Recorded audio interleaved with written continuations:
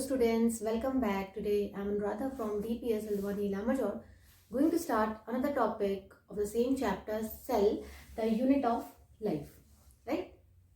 So in this chapter, already we have covered about the prokaryotic cell, and as we have discussed that cell can be of two types, prokaryotic cell as well as the eukaryotic cell. What we have discussed? Prokaryotic, primitive nucleus, and under the prokaryotic cells, what we are studying about mostly the bacteria, right? The bacteria can be archaebacteria or it can be eubacteria, okay?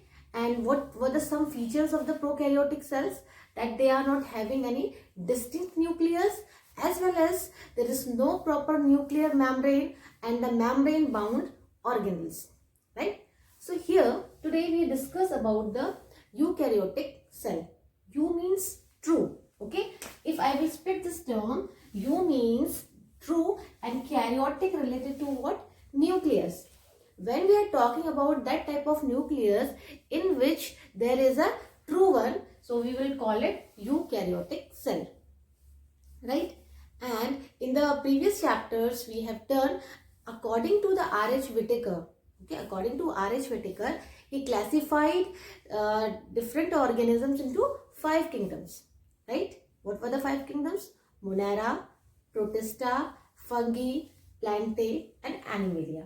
Okay, out of them, the Monerans, which comes under the first one, and most of the bacteria comes under the Monerans, right here.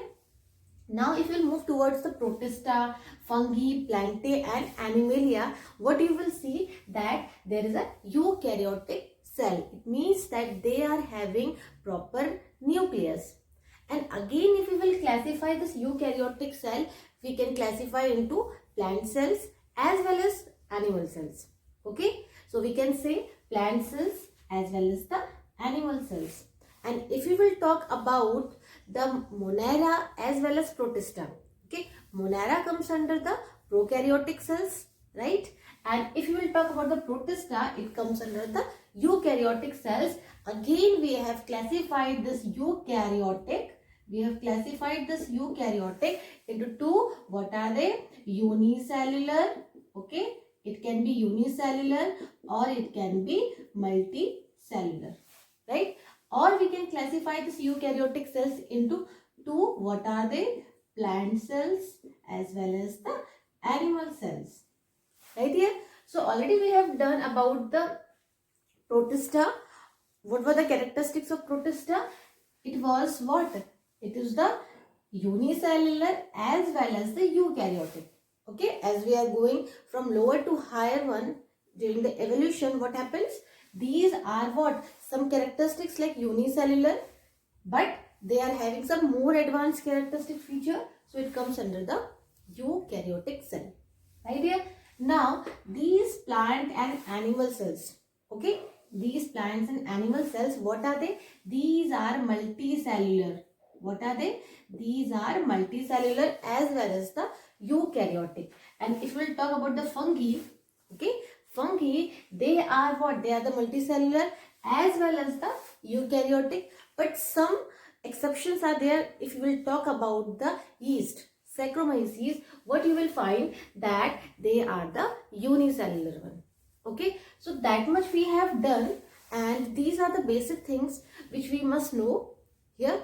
And now, if we will move further in the eukaryotic cells, some of the features of the eukaryotic cells which was absent in case of prokaryotic, it will be present in eukaryotic cell. So what we can say that the membrane bound organelles are present in case of eukaryotic cells, right? It means that they are having proper membrane and they are attached to these organelles, right?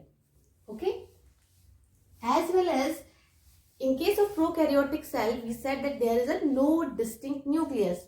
Instead of that nucleus, what we have found there, that is a nucleoid, nucleus-like structure, and the genetic material which is present, it was the naked one and just distributed in the cytoplasm, right? Now, if we will talk about the things or the nucleus in case of eukaryotic cells, what you will find that there is a proper nucleus. Okay, there's a proper nucleus, and this nucleus is covered by some membrane also. We can say that it is a double membrane. Okay, so if it is having any membrane, what you will call it? Nuclear envelope, right here. So in case of prokaryotic cells, we have done cell envelope. Cell envelope means that it consists of 3 layers. We have done there. Okay, in case of prokaryote, but in case of eukaryotes, we are saying that nucleus having the nuclear envelope, it means that it is having a membrane. Okay, now what else? There is a different in case of prokaryotic as well as eukaryotic cells, that there is some complex locomotory and the cytoskeletal structure. What do you mean by this? Okay, it means that some of the organs of the structure present inside the cell which help in the locomotion, as well as they are having some cytoskeletal. Cyto relates to what? Cell, and the skeletal relates to the some stiffing structure. Okay, these structure are providing stiffness to the cell, and what we are calling them cytoskeletal structures, right here. And what else? If you will move further, what I have said, that in case of eukaryotic cells, you can see a proper nucleus, and it is a membrane bound, and it is having proper membrane. So what we can say, the genetic material which is present in case of eukaryotic cells, they are very organized. Okay, they are very organized, and they are present as a chromosomes. Okay, you cannot see such type of things in case of what? In case of prokaryotic cells. Okay, there is a naked one, but here they are highly organized in form of what? In form of the chromosomes, right here. Now if you will see the structure of chromosome is what? Like this. Okay, so you can see such type of structure in case of eukaryotic cell. Now, as I have said, both the plant cells as well as animal cells comes under the eukaryotic cells, right?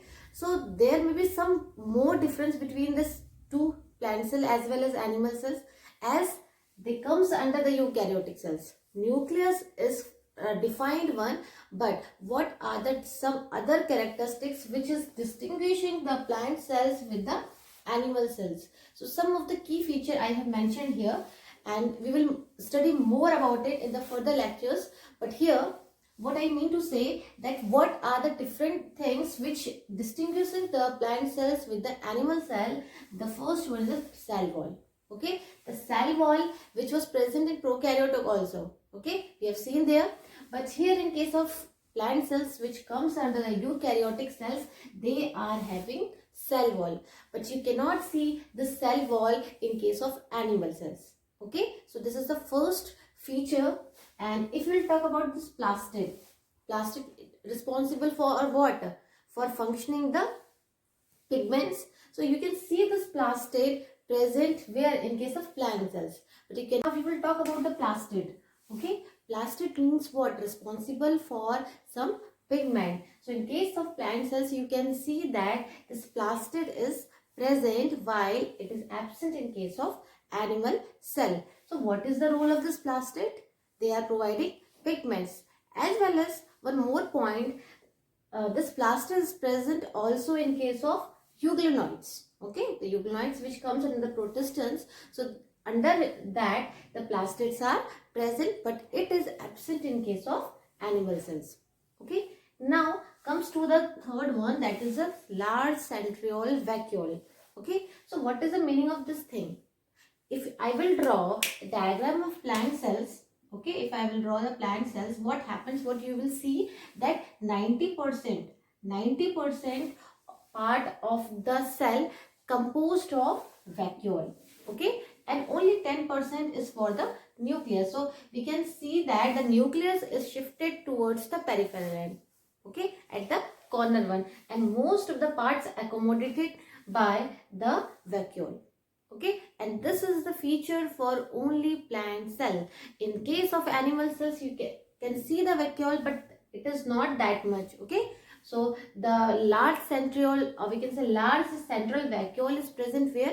In case of plant cells which comes under the eukaryotic cell. So here, whatever the things which we have done, cell wall, plastids, central vacuole, so all they are present only and only in plant cells. While this is absent in case of animal cells. In case of animal cells, what you will found here? You will found that centrioles are present. So what is the centriole? That this will help the cell to divide. Okay, but this is only and only present in case of animal cells. During the cell division, there would be 90-degree angle. Okay, what we will see, 90-degree like this. Okay, so if I will draw the animal cells, okay, so what will happen if the central, it will help divide to the cell right here. So this is present only in case of animal cell. Now comes to the components of eukaryotic cells. Components means that what are the things which is present inside the eukaryotic cell. Okay, whether it can be plant cell or the animal cells. See, everything will remain somehow same in case of plant cell and animal cells. The only difference which we have discussed here, it will be present. You cannot see the cell wall in animal cells while it is present in case of plant cells. But the components or the internal part of the cell will remain same. You will find that cytoplasm is present. Okay, you will see that membrane bound cell organelles are present. Okay, so if you will talk about all these things, you will see that cell membrane, cell wall, endomembrane system, okay, mitochondria, plastids, ribosome and cytoskeleton. We will study one by one about all these components here. So first we will start with the component that is the cell membrane. It means that which is present outside the cell. Okay, so how it looks like and what is the function of the cell membrane, we will discuss more here. Now the first one, that is the cell membrane. See, before the discovery of this electron microscope, they were not much known about the plasma membrane. Okay, but as they come to know about the electron microscope, which is very confined, you can see very magnified image here. So in 1950, okay, in 1950 they found some of the features of this cell membrane. This cell membrane is also known as what? Known as the plasma membrane, right? So we will study that, how it is made up of, what are the compositions here, and if we will talk about the research or the things which we can found here, especially we will talk about the RBC.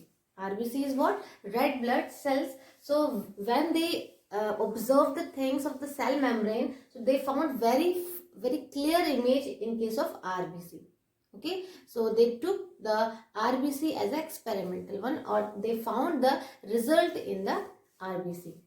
Now moving ahead, what we will see, that these are composed of lipid and protein. If we will talk about the plasma membrane or the cell membrane, these are composed of what? Lipid as well as the protein. This question is important for the MCQ right here. And the lipids which we are talking about here, what are they? The major lipids are what?